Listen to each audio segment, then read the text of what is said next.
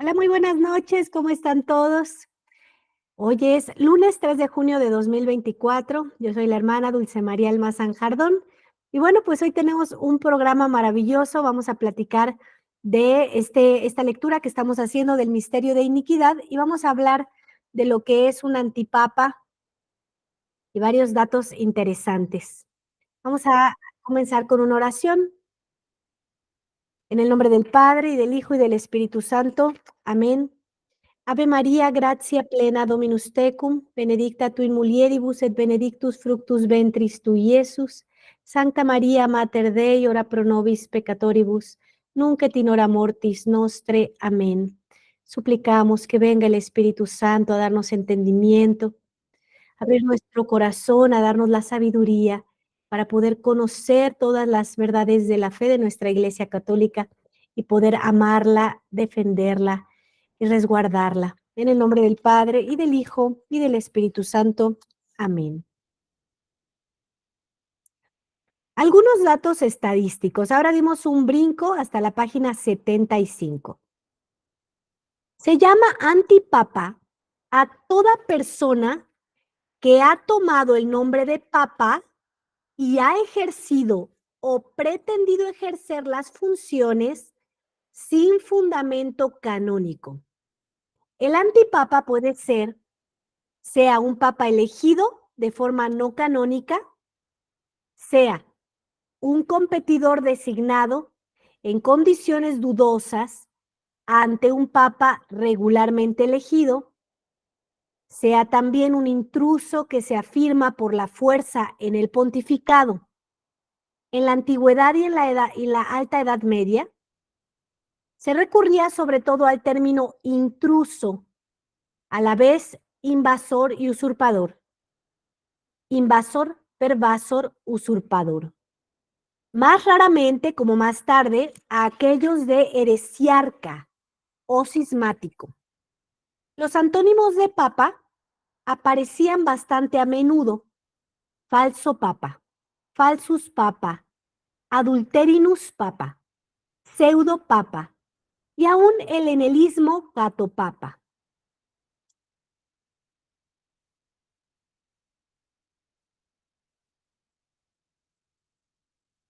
En griego, igual a de abajo, salido de los infiernos o del reino de los muertos. Catopapa igual a papa muerto. Un antipapa no es un verdadero papa, sino un usurpador elegido irregularmente y en consecuencia no reconocido por la Iglesia romana. Es un impostor sin autoridad ni asistencia del Espíritu Santo. Esto quiero que lo resaltemos. Sin la asistencia del Espíritu Santo. Por lo tanto, si no tiene la asistencia del Espíritu Santo, tampoco tiene la autoridad, ¿sí? Porque visualmente, nosotros como gente sencilla podemos ver a un hombre de blanco en el Vaticano y creer que eso le hace tener autoridad y le hace tener la asistencia del Espíritu Santo. Pero el que está actualmente, que es Bergoglio, tan no tiene la asistencia del Espíritu Santo que lo que expresa es totalmente contrario a las enseñanzas del Espíritu Santo. Recordemos que nuestro Señor Jesucristo nos dice que Él se va, que él se va físicamente para que nosotros podamos encontrarnos con el Espíritu Santo, recibirlo, recibir esa asistencia que nos va a recordar las cosas, ¿sí? Entonces, esto resáltelo. Sin autoridad ni asistencia del Espíritu Santo es un usurpador. Entonces va más allá, por ejemplo, hay gente que dice es que hay que rezar por él porque se puede convertir. Es verdad que se puede convertir, por supuesto que se puede convertir. El problema es que mientras no se convierta, no tiene la asistencia del Espíritu Santo, ¿sí? Por lo tanto, tampoco tiene la autoridad. y al ser un hereje, se vuelve un enemigo de la iglesia. Por eso es que sí, podemos rezar por él, pero no vamos a estar con él y mucho menos siguiéndolo como un vicario de Cristo, ¿sí? Es como si tú viene alguien y asalta tu casa, te secuestra a tu familia, pues vas a rezar por los secuestradores, vas a rezar por el que robó tu casa, pero no te los vas a quedar ahí a mantenerlos, ¿verdad? Entonces, tienes que entender las cosas. Usurpar la tiara es un pecado gravísimo. Santa Catalina de Siena hizo muy violentos reproches a los tres cardenales italianos culpables de haber abandonado al Cristo sobre la tierra, el Papa Urbano VI, para reunirse al antipapa y a los cardenales cismáticos. La santa acusa: demonios encarnados han elegido al demonio. Es inadmisible admitir a un título de especulación puramente teórica como hipótesis de trabajo la eventualidad de una usurpación del título de soberano pontífice por un hombre de nuestra época, un ocupante ilegítimo sobre la sede de Pedro, lo jamás visto, luego impensable, inadmisible. En verdad, este caso hipotético no es lo jamás visto, sino lo ya visto. Luego, pensable, admisible. Pues la historia de la iglesia está jalonada por la aparición de una buena cincuentena de intrusos. Ahora bien, lo que ha ocurrido en determinado momento de la Edad Media podría muy bien repetirse en la segunda mitad del siglo XX. En el tomo primero de las actas de San Pío X, Bone Prece París, se encuentra la lista cronológica oficial, anuario pontífico, de los papas y antipapas, lista que hemos completado con informaciones suministradas por Guérin.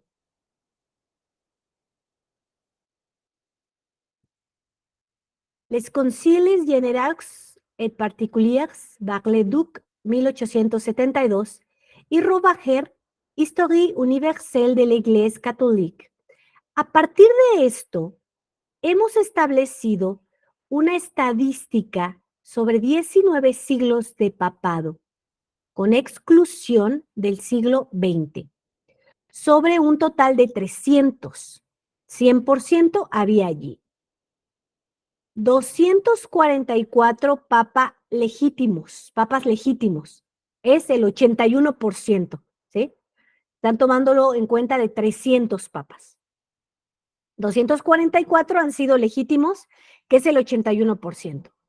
Pero también han existido 56 impostores, que es el 19%, de los cuales 45 antipapas, que es el 15%.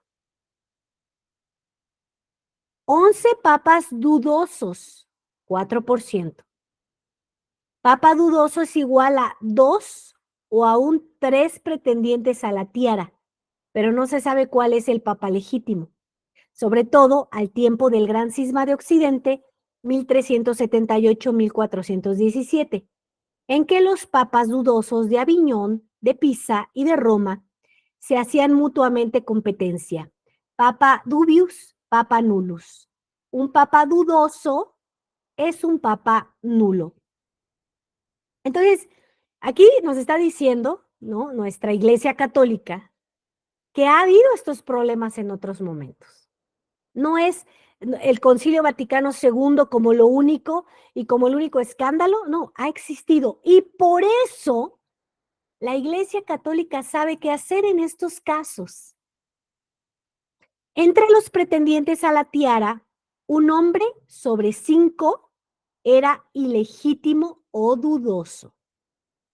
Sobre 19 siglos, el 100% lo van a tomar en cuenta, la Iglesia ha conocido 12 siglos 63% con antipapas o papas dudosos.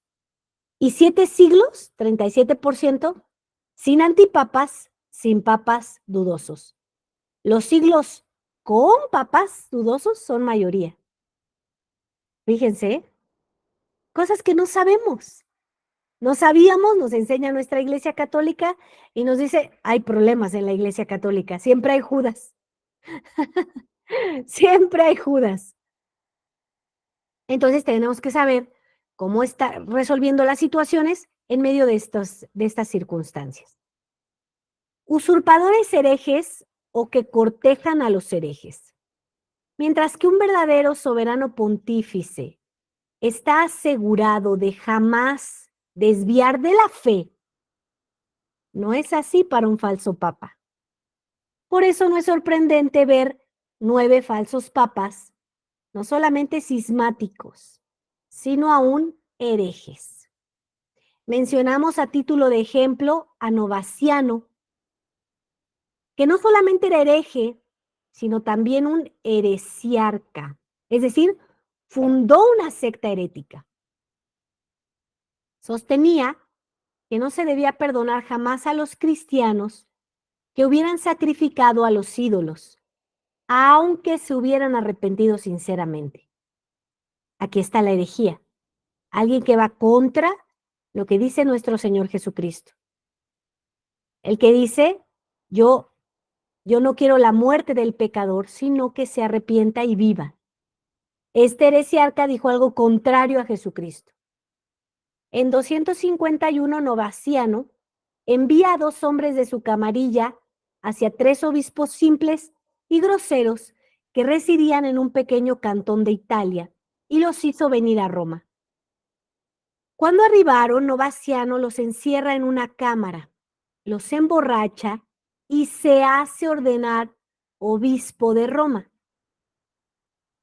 El Papa Cornelio, en un concilio de 60 obispos, hizo condenar a Novaciano y lo expulsa de la iglesia. La secta de los novacianos tomó el nombre de cátaros, igual a puros, y dura en Occidente hasta el siglo VIII. No confundir con los cátaros albigenses de siglos posteriores. Los católicos africanos, que habían tomado al antipapa Novaciano por verdadero papa, se retractaron y dieron obediencia a Cornelio, el papa auténtico, en estos términos. Confesamos nuestro error. Hemos sido víctimas de una impostura. Hemos sido envueltos por la perfidia y charlatanerías tramposas, ya que si hemos parecido en comunión con un hombre cismático y herético, nuestro corazón estuvo siempre con la iglesia. Algo que podemos decir ahora nosotros respecto a Bergoglio, ¿verdad? Fuimos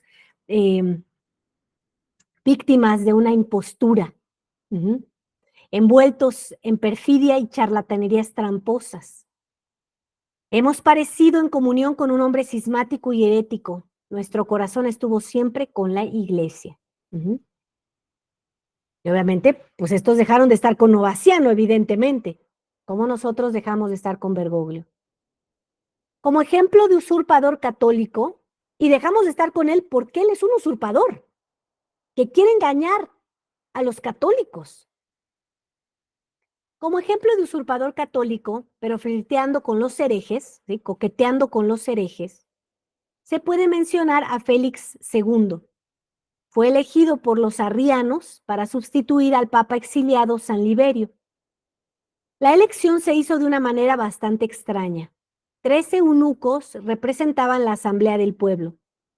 3 obispos indignos de ese nombre, de los cuales uno era Acacio de Cesarea en Palestina, Arriano, que tuvo una parte preponderante en el destierro de San Liberio, le impusieron las manos en el palacio del emperador, el arriano Constancio. Ahora bien, el pueblo romano no permitió que una ordenación tan irregular se hiciera en la iglesia, y de todos los habitantes de Roma, ni uno quiso entrar en ella después. cuando Félix se encontraba allí. Sin embargo, consta que conservó siempre la fe de Nicea y que fue irreprensible en su conducta, fuera de la unión que tenía con los arrianos desde antes de su ordenación, ¿sí? Entonces, los arrianos son unos heréticos que separaban la divinidad de Cristo de la humanidad de Cristo. Anacleto II, 1130-1138. Era un marrano, es decir, un falso convertido de origen judío. Su familia, los Pierleoni, había acumulado una enorme fortuna gracias a la usura, lo que le permitió promoverlo al cardenalato. Devenio cardenal, expolia las iglesias y con este oro sobornó a otros cardenales en vista de un futuro cónclave. El Papa Honorio II, ya moribundo, viendo que el bloque judaizante era preponderante, redujo el Sacro Colegio a 8 cardenales, eliminando así buen número de cardenales partidarios de Pierleoni. Los electores legítimos eligieron a Inocencio II. Algunos días después, Pierleoni, habiendo seducido a los 2/3 de los otros cardenales, se hizo elegir antipapa bajo el nombre de Anacleto II. Según los contemporáneos, Anacleto II expolia las iglesias. Citemos a uno de ellos, el padre Arnold. Cuando los malvados cristianos que le seguían rehusaron destruir los cálices y crucifijos de oro para fundirlos, Anacleto hizo ejecutar este plan por los judíos. Estos últimos aniquilaron con entusiasmo los vasos sagrados y los grabados. Estos objetos fueron vendidos y gracias a este dinero, Anacleto estaba en capacidad de perseguir a los partisanos de Inocencio II. Inocencio II debió refugiarse en Francia. San Bernardo intenta sumar a Inocencio II a las 2 potencias mayores de Europa, Alemania y Francia. Escribió al emperador alemán Lotario en 1135. Es una injuria para Cristo que un hombre de origen judío esté sentado en el trono de Pedro. San Bernardo intervino en el concilio de Estampes, 1130, convocado por el rey de Francia, Luis VI el Grande. El rey sostuvo entonces a Inocencio II. San Bernardo hizo fracasar las tentativas diplomáticas de Anacleto II, que se vanagloriaba de recuperar para la Iglesia la pureza de los primeros tiempos, obrando reformas. San Norberto defiende la causa del Papa legítimo en el Concilio de Wurzburgo. El episcopado alemán se une a Inocencio II, luego del Gran Concilio de Reims en 1131, presidido por Inocencio II y San Bernardo. Los obispos de Inglaterra, de Castilla y de Aragón reconocieron ellos también al verdadero Papa, Anacleto II. Tenía para él a Italia y Sicilia. De acuerdo a los consejos de San Bernardo y San Norberto, el emperador Lotario emprendió una cruzada contra el usurpador, pero fracasa. En 1135, Lotario se pone en ruta nuevamente hacia Roma, lo que le agradece el Papa legítimo en una carta. La Iglesia, inspirada por Dios, te ha elegido como legislador, tal un segundo Justiniano, y ella te ha elegido para que combatas la infamia herética de los judíos, tal un segundo Constantino. Esta segunda cruzada fracasa igualmente, y el antipapa permanece en la sede de Pedro hasta su muerte, 25 de enero de 1138. Damos gracias a Dios que ha hecho desaparecer a este miserable en la muerte, exclama entonces San Bernardo. Ahora, esto es importante de entender porque he escuchado algunos comentarios al respecto. Que no vayan a caer en la indiferencia. Sí, hay personas que llegan a mencionar, o sea, pero bueno, esto ha pasado otras veces. Sí, pero es que la iglesia siempre toma cartas en el asunto. No se queda bajo el yugo de un antipapa, combate al antipapa. Entonces, cuando nosotros les explicamos toda la infiltración que ha habido, ¿no? El tema de cómo se ha infiltrado la masonería, que Juan 23, Juan Pablo I, Juan Pablo II, Pablo VI, me lo brinqué, Benedicto y Bergoglio no han sido papas, ¿sí? Entonces, de pronto hay quien dice, bueno, pero es que eso ya ha pasado en otros momentos, sí, pero la Iglesia Católica siempre combate esto. No se queda como, sí, pero no pasa nada, yo sigo yendo al modernismo. No, no puedes hacer eso porque el modernismo es el hijo, ¿no? Que está contra Cristo, ¿sí? Entonces, todo lo que es el Concilio Vaticano II es inaceptable para nosotros, no lo podemos aceptar. Nosotros tenemos que continuar con la verdadera Iglesia Católica que siempre prevalece, siempre permanece, ¿sí? Cuando tú vas aceptando que esta realidad es así, como ya en algún momento nos dio un pequeño mensaje, Monseñor Pierre Roy, que él está en Canadá, verdadero obispo con verdadera sucesión apostólica y verdadera doctrina, él menciona eso, que eventualmente, puesto que en el modernismo no hay nada, eventualmente te vas a topar contra la infalibilidad papal, ¿sí? Entonces, este es un problema para los que siguen asistiendo al modernismo, se están muriendo en sus almas. Por eso hay gente tan frustrada que me llama y me llama, yo no sé cuántas citas tengo que atender en la semana, porque tienen problemones, porque no saben de esto. Entonces creen que se están confesando, pero no, porque no los están absolviendo, porque están yendo con laicos con sotana. Hay quienes no tienen ni siquiera el bautizo completo. Entiendan que el bautizo fue cambiado. Sí están bautizados porque dejaron lo esencial. Pero el problema es que le quitaron al bautizo un montón de exorcismos. Entonces están todos enchamucados, ¿sí? Y entonces están haciendo cosas peores como lo que es el tema de liberación y todas estas cosas, que todos fuimos estafados, incluyéndome. Yo también fui engañada, yo también, ¿no? Viví en el modernismo. Entonces se siguen contaminando peor, ¿sí? Entonces comprendan que esto es muy importante que lo entiendan. Entonces, luego, no están confirmados, porque en 1969 cambian el rito. Cambian el rito y además lo hacen sacerdotes y el único que puede confirmar es el obispo. Entonces, están viviendo en sus casas muchas situaciones de frustración porque ustedes están creídos que están comiendo Dios y están comiendo puro pan, porque en el modernismo no hay consagración, no hay cuerpo de Cristo. Con tus ojos ves el cuerpo de Cristo. Con tu fe quieres creer que está Cristo, pero cuando comes no está Cristo. Entonces, no hay la eficacia del sacramento. Entonces, si tú entiendes esto y te hartas de todo lo que estás padeciendo, tienes que hacer un cambio. Ahora, ¿qué te ofrece la Iglesia Católica? Nosotros tenemos un retiro 4, 5 y 6 de octubre en el interior de la República Mexicana. ¿Sí? Ya empezaron las inscripciones, es un cupo limitado. Solamente tenemos lugar para 72 personas. El obispo mismo lo va a impartir y allí va a haber sacramentos. Va a haber quien se pueda completar el bautizo, va a haber quien se pueda confirmar. Obviamente hay un proceso previo. Por eso es importante que los que vayan a venir ya se estén inscribiendo, ¿sí? Pueden inscribirse con un anticipo y pueden irlo liquidando, ¿sí? Es muy económico, 4,500 por 3 días, ¿sí? Incluye el retiro, el hospedaje y los alimentos, ¿sí?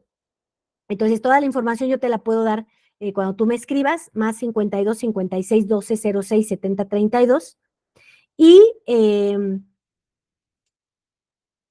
hay que hacer un proceso previo contigo para que puedan tener los verdaderos sacramentos y experimenten la eficacia. Es la misa tradicional, la que no cambió, la que Jesucristo impuso y la Iglesia Católica ha preservado, ¿sí? Entonces, cuando tú empiezas a vivir la eficacia de los sacramentos, empiezas a darte cuenta cuán engañado estabas, ¿sí?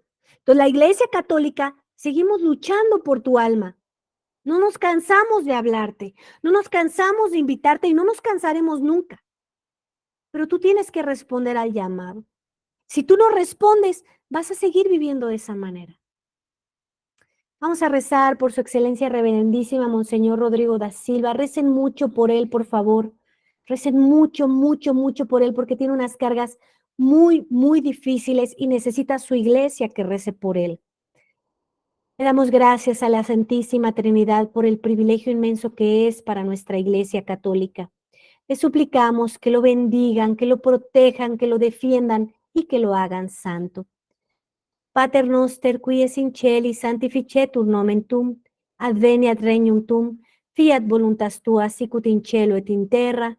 Pane nostrum quotidianum da nobis hodie, et dimitte nobis debita nostra, sicut et nos dimittimus debitoribus nostris, et ne nos inducas in tentationem, sed libera nos a malo. Amén. Ave María, gratia plena, Dominus tecum, benedicta tu in mulieribus et benedictus fructus ventris tui, Iesus. Santa Maria, Mater Dei, ora pro nobis peccatoribus, nunc et in hora mortis nostre. Amén. Gloria Patri et Filio et Spiritui Sancto.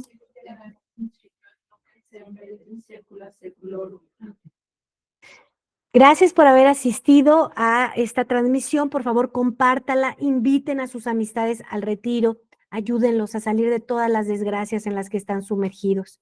Y primeramente Dios, si así nos lo permite, nos vemos el día de mañana. Que Dios les bendiga.